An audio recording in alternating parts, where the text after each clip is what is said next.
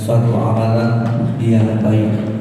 Alhamdulillah kita telah melaksanakan sholat subuh berjamaah.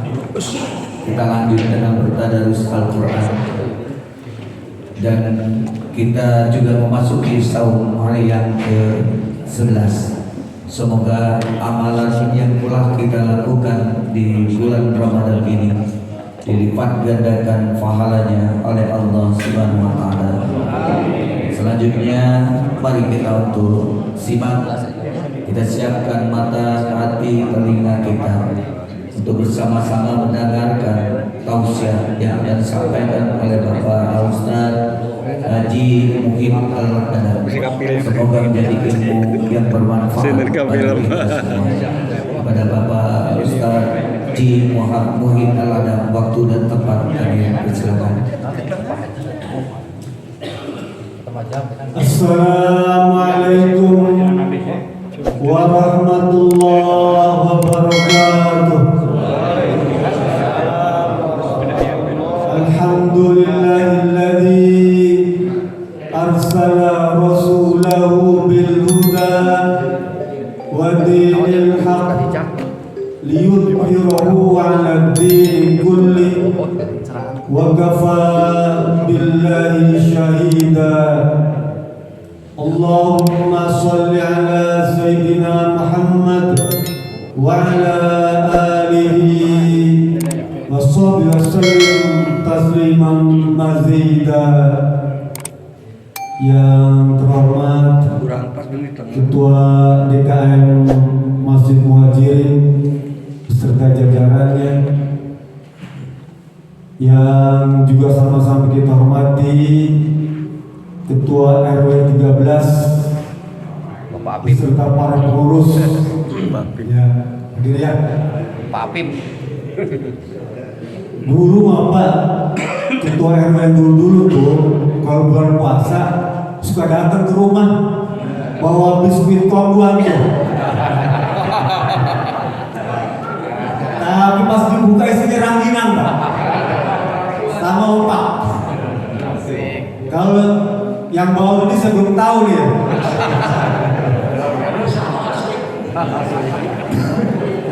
Tapi kalau bawa ya sumpah akan terima.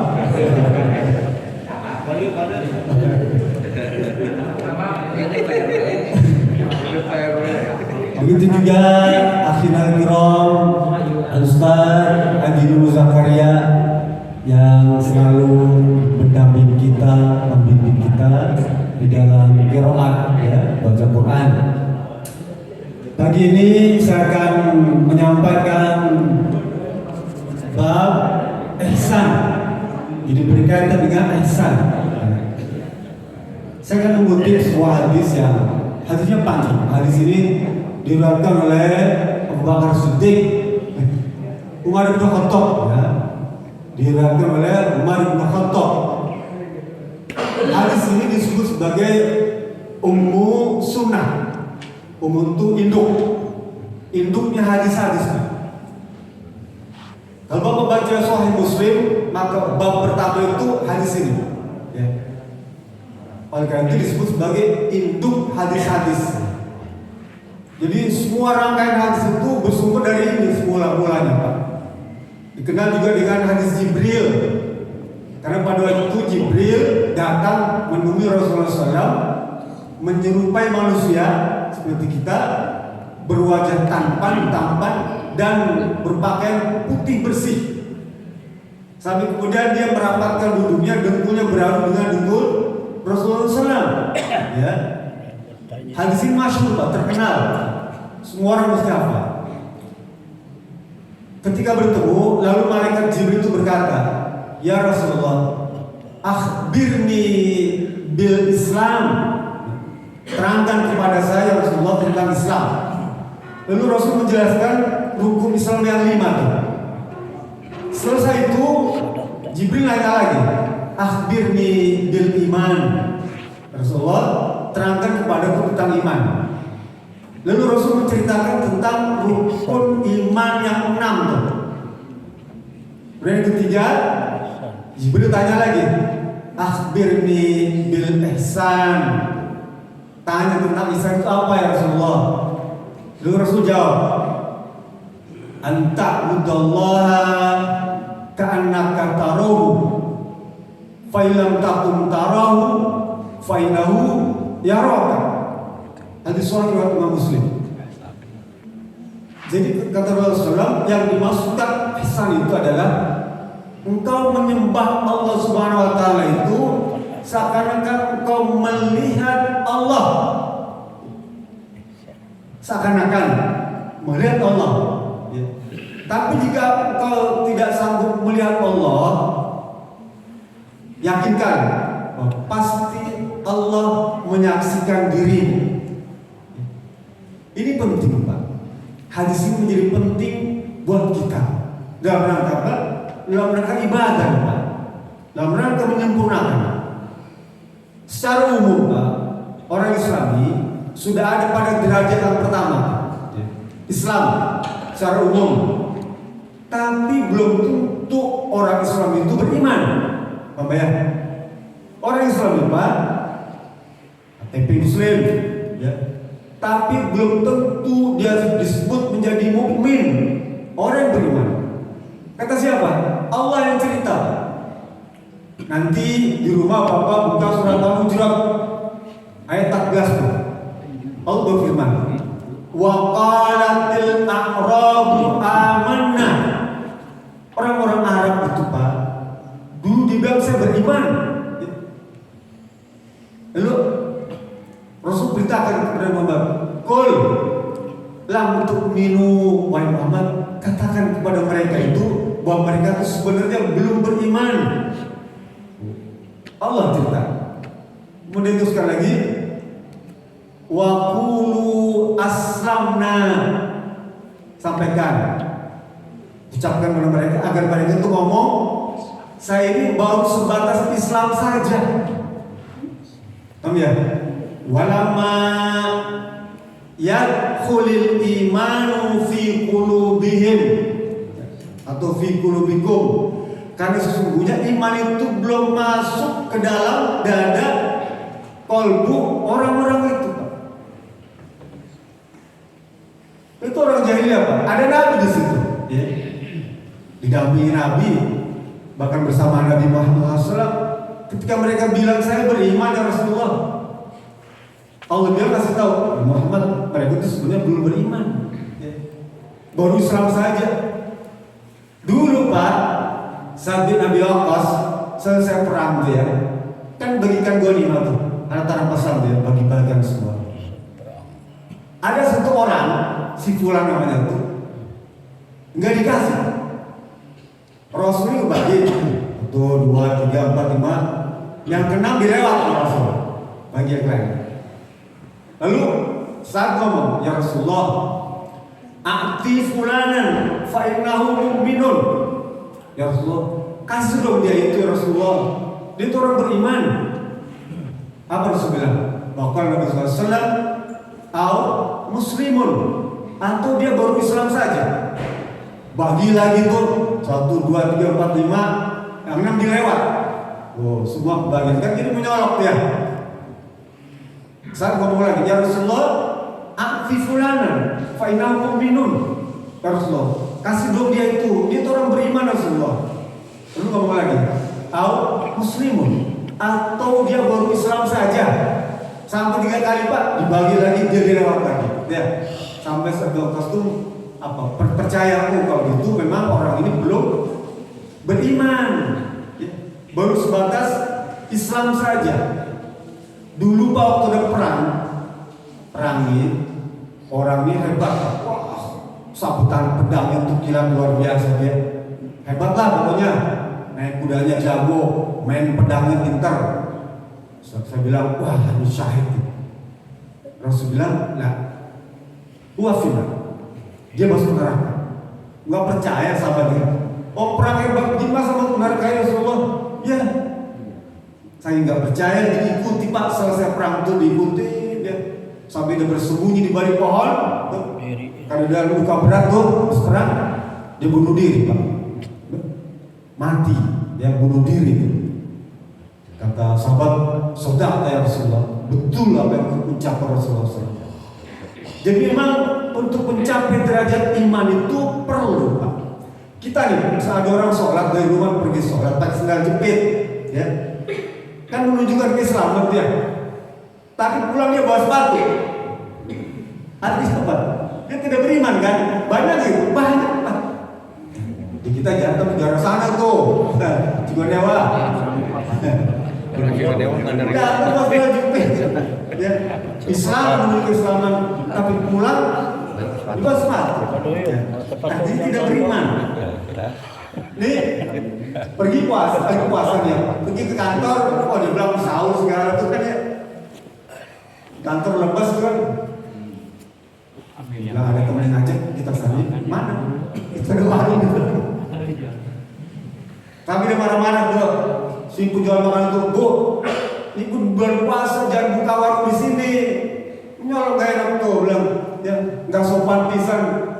Tutup pakai itu, pakai tenda, yang supaya kelihatan kalau mau buka, ditutup sama tukang itu, daerah saat itu, bikin kita nangis doang. Nah, jadi Islam itu baru dasarnya saja, Pak. Orang yang bersyahadat itu disebut Islam. Rukun Islam itu menunjukkan amalan-amalan yang zahir, yang kelihatan saja, Pak. Syahadat, sholat, puasa, zakat, haji kan kelihatan semua ya. Kelihatan semua. Tapi kalau iman itu berkaitan dengan amalan hati, ya. Amalan qalbu, dia nggak kelihatan. Ya. Oleh karena itu kita harus tingkatkan tuh dari sifat Islam Muslim itu ke mukmin, beriman itu. Derajatnya naik. Ya. Nah setelah mukmin naik ke tingkatan tertinggi dalam agama. Jadi Islam agama dia ada derajat-derajatnya. Derajat pertama itu mukmin, Muslim, derajat kedua mukmin, dan ketiga muhsin. Kita disuruh untuk meraih, ya, muhsin itu derajat yang ketiga. Bapak Ibu Allah Subhanahu wa taala, mukmin. Kalau kita sholat, ya, sholat itu tanamkan dalam kalbu kita bahwa kita sedang menghadap Allah Subhanahu wa taala. Ka'annaka tarahu, ya. Seolah kamu melihat Allah Subhanahu wa taala. Kita memang realitanya menghadap kiblat, tapi hakikatnya kita menghadap Allah Subhanahu wa taala. Sholat itu kalau kita nggak ada sah, sehingga ada orang sholat branding itu, ya, boleh jadi berbeda pahalanya tuh, seperti bumi dan langit. Yang satu cuma sekedar menggugurkan kewajiban saja, tapi yang satu lagi benar-benar menghadap Allah Subhanahu wa taala. Itulah yang disebut sebagai musyahadah. Karena kita sedang berhadapan Allah. Apakah kemudian ada komunikasi antara kita dengan Allah? Iya. Allah bukan hanya melihat, Pak. Nanti Bapak buka surat Asy-Syu'ara ayat 217, ya. Allah berfirman, "Wa tawakkal 'alal azizir rahim." Ya, allazi yaraka hina taqum wa taqallubaka fi sajidin. Bersandarlah kamu kepada Allah Subhanahu wa taala Al-Azizur Rahim, yang Maha Perkasa dan Maha Pengasih Penyayang, yaitu yang menyaksikanmu ketika engkau sholat. Nanti sebagai surat Asy-Syu'ara, ya, ayat 217 220.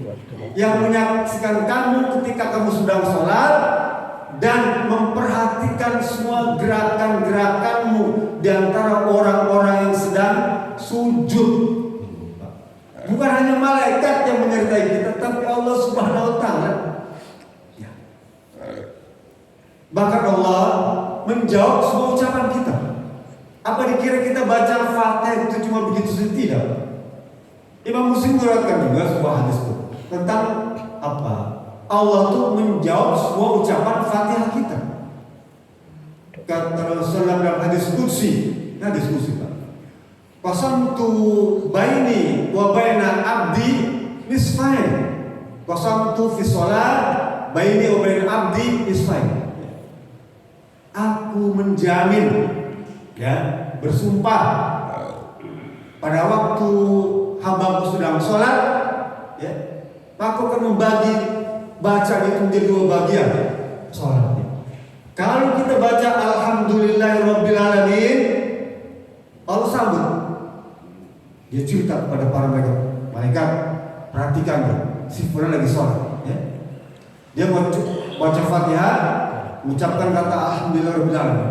Saya jawab, Hamiduni abdi. Malaikat, hambaku sedang memuji. Kita baca Alhamdulillahirabbil alamin, makanya jangan buru-buru bacanya itu, karena Allah menjawab ucapan kita. Ketika kita mengucapkan Ar-Rahmanir Rahim, Allah jawab lagi, Rahimani abdi, ya, hambaku sedang menyanjung. Ketika kita mengucapkan Malik Yaumiddin, Allah memulai pada malaikat-malaikat, dia berkata Malik Yaumiddin. Aku jawab, Majiduni abdi, hambaku sedang mengagungkan. Artinya apa? Allah terus memperhatikan dan menjawab semua ucapan kita tuh. Nah ini Bapak harus percaya ini semua agar sholat kita itu menjadi lebih baik, ya, menjadi lebih baik tuh.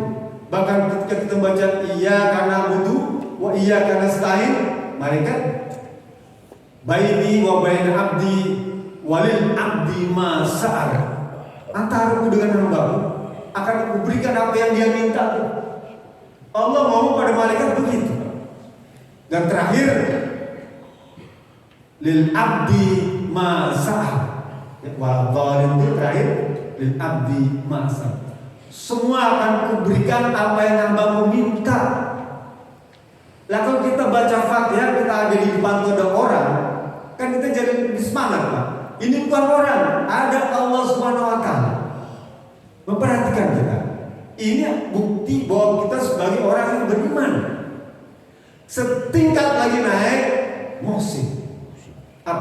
Kalau kita nggak yakin, kita nggak percaya ada Allah di depan kita, pastikan bahwa Allah sedang menyaksikan kita, memperhatikan kita. Tadi menjawab, saya memperhatikan kita, semua gerak-gerik kita diperhatikan. Dan bukan hanya urusan ibadah sholat saja. Sholat kan kita sudah tahu tuh. Kata Rasulullah apa? Inna ahadakum idza qama fi sholati fa innahu yunaji rabbahu. Orang yang sholat itu, ya, orang yang sholat itu sesungguhnya apabila di antara kalian melaksanakan sholat, itu sebenarnya dia sedang berkomunikasi dengan Allah Subhanahu wa taala. Ya. Ini maksudnya sebagai ihsan, berkomunikasi. Dan bukan hanya sholat, saum yang kita praktekkan ini, Pak. Ya. Ini juga sedang berkomunikasi dengan Allah Subhanahu wa taala. Jangan kira kita lihat saum nawaitu samawatin, ya. Allah catat. Saya lihat puasa besok, baik wajib maupun sunnah, Allah catat, Allah perhatikan. Karena Allah itu memang sangat dekat. Nanti Bapak baca surat Qaf ayat 16. Allah berfirman, "Walaqad khalaqnal insana wa na'lamu ma tuwaswisu fihi wa nahnu aqrabu ilaihi min hablil warid." Telah aku ciptakan semua manusia ini, ya, dan aku mengetahui apa yang dia bisikkan dalam hatinya. Kita berbisik nih, Pak, dalam hati, ya. Terlintas dalam hati. Allah tahu. Kalau ngomong udah jelas, Allah pasti tahu. Kalau bergerak, pasti tahu. Ini yang terlintas di kolbu, terbetik di kepala, Allah catat semuanya. Ya.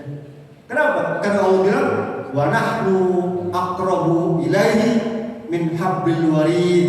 Karena sesungguhnya saya nih, Allah nih, itu lebih dekat daripada urat leher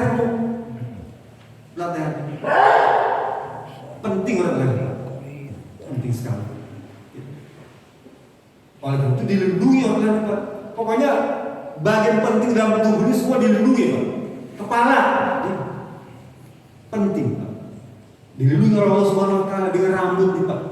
Rambut ini pelindung kepala. Ya. Jadi kalau yang botak itu gak ada rambutnya, itu jangan sekurang atau mungkin pengikut apa tuyul bagaimana. Tuh apa yang jenderal yang divonis hukuman mati itu kan? Ya. Tadi Minahasa. Itu pengikut tuyul kan? Sama rupa. Kepala dilindungi rambut, turun ke bawah, nih alis nih Pak. Ini kan pelindung kelopak mata Pak. Alis ini dia pelindung kelopak mata. Bulu nih gunanya banyak. Bayangkan kalau nggak ada bulu ini, wah, Serap. kelopak mata ini penuh sama air semua. Turun ke bawah, apa namanya? Bulu mata. Ya. Ini pelindung kornea. Bola mata itu dilindungi oleh bulu mata. Tadi alis, ini bulu mata. Dan turun ke bawah, hidung. Nah hidung ini kan ada bulunya, dilindungi. Jangan sampai salah nyedot kan gitu ya, disaring itu. Turun ke bawah, ada kumis. Ya. Dan melindungi bibir. Bibir kita ini mulut kita dilindungi oleh kumis. Jaga Pak, jangan sampai apa hilang tuh. Kan kalau dulu makan zaman dulu Pak, kalau jagoan tuh kumisnya melintang ke atas. Wah, kita putar ke atas ya. Tapi kalau ditagihkan dia turun ke bawah. Bukan itu bisa mayang turun bawah lagi ya, ada jenggot Pak. Ini melindungi leher. Saya dilindungi oleh jenggot nih Pak. Karena tadi penting. Akrobu min hablil warid, ada jenggot melindungi leher Pak. Turun bawah ada dada, bulu dada ya. Melindungi jantung Pak. Jantung bagian penting. Kan biar jantung gak penting. Dilindungi oleh bulu dada Pak. Jadi Allah bisa ayam seperti itu Pak. Gak usah diterusin. Terusin sensor. Tapi masa kenapa PK ini? Sampai situ aja. Dan teruskan. Jadi waktu saum kita juga harus menunjukkan sikap ihsan. Allah memperhatikan kita. Bukan hanya sekedar menahan lapar hausnya saja, tapi juga dari sisi akhlak. Kan saum ini bukan hanya sekedar menahan lapar haus dan berhubungan badan, tapi kita dituntut juga untuk menjaga anggota badan kita nih. Ya. Dijauhkan dari perbuatan yang terlarang. Bahkan banyak amalan yang bisa merusak pahala puasa kita. Di samping itu juga yakinkan bahwa Allah menyaksikan kita. Keyakinan itu. Karena tadi kembali pada yang pertama ada dua hadis tadi, anta'budallaha ka'annaka tarahu. Karena tarahu itu maknanya musyahadah. Tadi. Tapi kalau misalnya yang kedua kita nggak sanggup menghadirkan yang pertama, maka ilam takun tarahu fainu yaraka. Kalau kamu nggak bisa menyaksikan Allah, pastikan Allah menyaksikan kamu. Itu disebut sebagai muraqabah. Level kedua. Dua-duanya kita harus bisa memperhatikan ini semua. Dan pada ibadah-ibadah yang lain, kalau tadi ibadah berkaitan dengan hubungan dengan Allah Subhanahu Wa Taala, hablum minallah. Ibadah yang langsung berhubungan dengan Allah. Apakah ibadah itu dengan Allah? Allah juga menyuruh kita beribadah sesama manusia. Apa namanya? Hablum minanas. Jangan dikira hablum minanas itu tidak dicatat oleh Allah, dicatat juga. Bagaimana sikap kita dengan orang sekitar kita, dengan istri misalnya. Bapak harus perhatikan. Biasanya kan kalau barang gini, istri banyak minta macam-macam dia. Bah, tahun ini mama pengen ganti mukena ya. Bilang dia. Gak lama lagi, Pak, pengen ganti gamis. Banyak permintaan tuh. Pengen ganti sepatu, pengen ganti tas, pengen ganti kerudung. Semua pengen merek-merek terkenal kan? Ya. Nodor kepada kita. Kalau nggak dikasih kan dia ngambek. Masa kalian suami saya nggak mau beli barang yang bagus, minta yang branded. Tiap tahun dia minta tuh Pak. Minta ganti tiap tahun tuh. Padahal tahun lalu juga belum pernah dipakai. Jangan dipakai. Istri kita dia. Nah kita giliran minta ganti istri. Dia minta ganti tiap tahun. Kita pengen ganti istri, kan ganti tiap tahun juga. Menolak. Nah ini Pak, kita harus memperhatikan dengan sahabat, dengan kerabat, orang-orang terdekat kita. Ya. Kalau kita bisa menanamkan ihsan dalam diri kita, maka kita tidak akan melupakan orang tua kita di kampung. Ya. Sikap ihsan, kita tidak akan melupakan keluarga kita di kampung. Setidaknya kita kirim berita. Setidaknya kita kirim parcel kalau ada, ya. Kalau nggak sempat datang ke sana. Ampau. Sudah 3 tahun kita nggak pernah datang. Sekarang sudah waktunya datang bersilaturahim dengan keluarga, dengan saudara, dengan kerabat. Itu dimaksudkan sikap ihsan. Ya. Modal dengan teman, ya. Selama ini kita tidak pernah memberikan katakanlah apa? Yang partisipasi bantuan hadiah. Ya. Jangan dikirim cuma teh botol aja, teh sosro, teh manis, THR sekali-kali gitu ya. Sekali-kali hadir ini kasih THR. Boleh sebagai bentuk ihsan, ya. Perhatian. Bahkan mungkin ya salah satu tradisi di kampung kita ziarah kubur tuh, ya. Boleh. Ya. Kalau ada sempat waktu orang-orang tercinta kita misalnya datengin. Kalau ziarah ke Makkah kan kejauhan misalnya. Yang dekat-dekat saja, orang tua, ibu kandung kita, boleh kapan saja waktunya. Itu semua adalah berbuat ihsan. Kan kalau yang wajib kan sudah kita praktekkan kan, tinggal yang ihsan, sunnah-sunnah nih Bapak jalani ya. Apalagi misalnya infak, sedekah, zakat sudah, infak sudah. Niatkan bahwa itu memang Allah memperhatikan kita. Kalau nggak dosa besar kasih kecil. Ya, ada sedikit rezeki buat tajil, buat intikaf, buat sahur bersama, sisihkan sedikit. Kau banyak ya. Mereka masih mampu Pak, sebuah dalam kita ya, kasihnya banyak. Percayalah, kan kasih kalau dikeluarkan, maksudnya banyak lagi ya. Tapi Bapak membantu sedikit tuh. Ibu di rumah ada sisa makanan, boleh bawa. Sisa cuci, sisa berit, bawa masjid. Boleh Pak. Nah, kita manfaatkan semua ya. Ini dalam rangka memakmurkan semua. Pak, ada 3 keuntungan kalau kita bisa menanamkan sikap ihsan.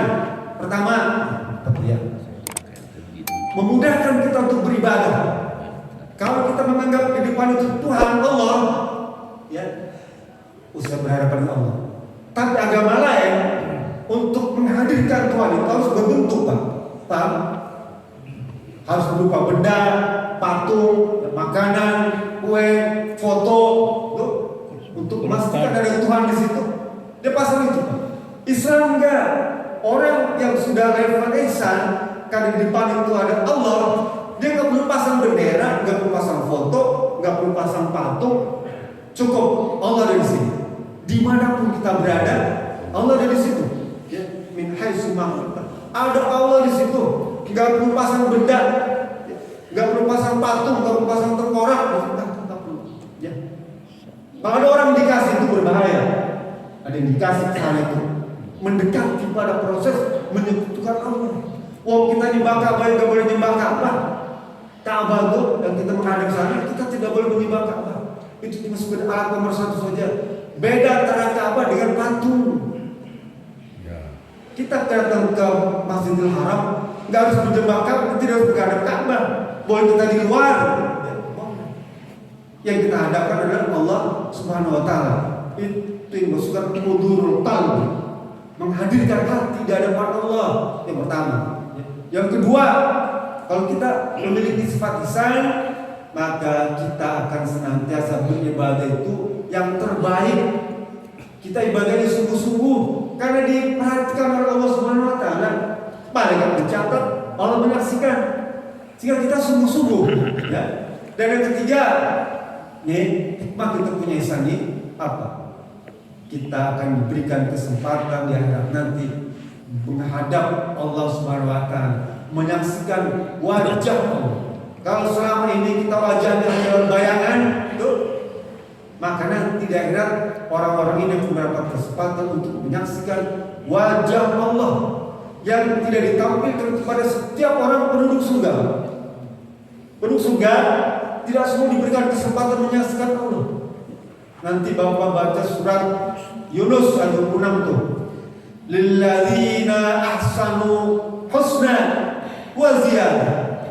Orang-orang yang memiliki sifat ihsan maka dia akan mendapatkan ganjaran surga. Ya. Plus wa ziyadah tambahnya apa? Melihat Allah Subhanahu wa taala secara langsung. Kalau kita punya sifat ihsan, sifat ihsan, maka kita tidak mungkin melakukan perbuatan tercela. Diperhatikan Allah Subhanahu wa taala. Kalau kita jadi aparat, ya, kalau punya sifat ihsan, kita enggak akan bertindak sewenang-wenang, menangkap orang tidak bersalah, ya, dan membebaskan orang yang bersalah. Kalau kita jadi pejabat tinggi, ya, punya sifat ihsan, kita tidak akan berlaku aniaya kepada rakyat. Kalau kita jadi legislatif misalnya, parlemen, senator, punya sifat ihsan, kita gak akan bikin undang-undang yang menyengsarakan rakyat, yang membuat susah. Kalau kita jadi suami yang memiliki sifat ihsan, kita tidak akan berkhianat kepada istri kita, karena punya sifat ihsan. Kalau istri kita punya sifat ihsan, dia tidak akan berdusta, ya. Dia dapat Allah Subhanahu wa taala. Di saat kita sedang tidak ada di rumah. Jadi mari kita belajar menanamkan sifat ihsan ini. Memang dia tidak bisa buru-buru, Pak. Pelan-pelan mengkondisikan. Di depan ada Allah itu perlu waktu lama. Dulu waktu saya kecil, Pak, untuk mengkondisikan di depan itu ada benda, saya tulis angka nomor 4 di depan itu di dinding itu. Lalu saya perhatikan tuh, saya pelong gitu ya, nomor 4. Merem pelan-pelan, merem. Kebayang, Pak. 4 itu saya terbayang. Caranya begitu. Bahkan kemudian berjalan ke arah nomor 4 itu nyampe, Pak. Sekali mata kita ditutup.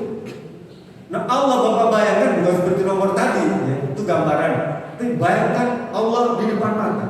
Sebagian orang, para ulama itu, ya, ada cerita tentang menyaksikan Allah. Wallahu alam, itu cerita-cerita mereka para sufi, para tabi'in. Dengan metode ini, dibilang saya ketemu dengan Allah Subhanahu wa taala. Apakah bentuk warnanya, rupanya, atau suaranya, ya, macam-macam kisah-kisah para sufi. Bapak Ibu dan Allah Subhanahu wa taala. Mungkin itu saja yang bisa saya sampaikan pada kesempatan kuliah subuh ini. Lebih kurang mohon maaf. Bila bisa bilang, Assalamualaikum warahmatullahi wabarakatuh.